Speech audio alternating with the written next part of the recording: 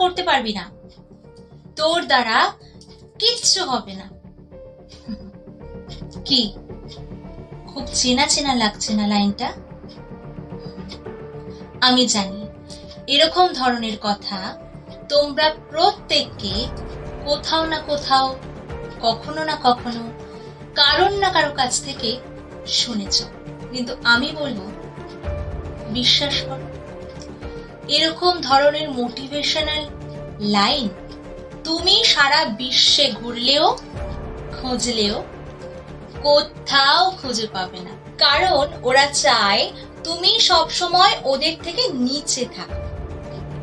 আর এটা তুমি যখন বুঝে যাবে, তখন থেকে শুরু হবে জেতার খিদে, সাকসেসফুল হওয়ার খিদে। যখন কেউ তোমাকে বলে যে তুই এটা করতে পারবি না, তারা খুব ভালো মতোই জানি যে একটু চেষ্টা করলেই তুমি সেই কাজটা অনায়াসেই করে ফেলতে পারবে। ওরা তোমাকে ভয় পায়, তাই বারবার তোমাকে আঘাত করে, বারবার তোমার মন ভেঙে দিতে চায়। আচ্ছা চলো তোমাদের একটা ছোট্ট গল্প বলে শোনাই। একদিন এক মিষ্টির দোকানদার তিনি ঠিক করলেন যে একদিন সবাইকে ফ্রিতে তার দোকানের মিষ্টি খাওয়াবে, কিন্তু তার বদলে শর্ত একটাই ছিল যে যারা যারা মিষ্টি খেতে আসবে তাদের কোন মিষ্টিটা খারাপ লেগেছে সেইটা লিখে রেখে যেতে হবে। তো সবাই এলো, মিষ্টিও খেলো, বাড়িও চলে গেল।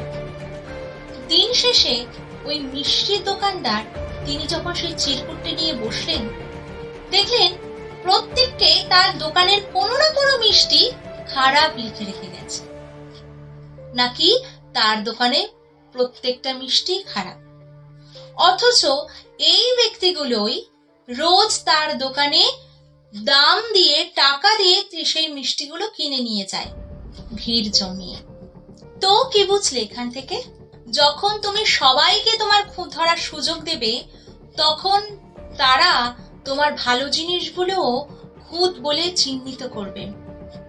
কারণ মানুষ খুঁত ধরতে পছন্দ করে। কিন্তু মিলিয়ে দেখে নিও, যখন তুমি তোমার সেই ভুলগুলোকে বা খুঁতগুলোকে শোধরানোর চেষ্টা করবে, তখন একজনকেও তুমি তোমার পাশে পাবে না।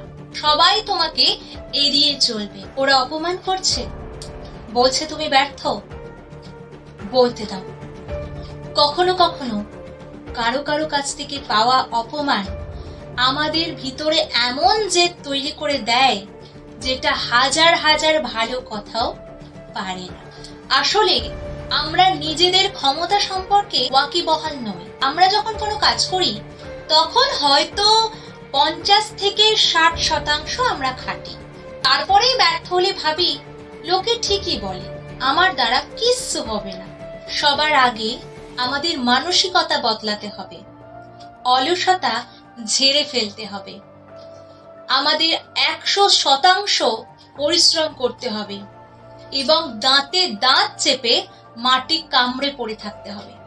এবং সেই মানুষগুলোকে চোখে চোখ রেখে বলতে হবে, thank you for your motivation.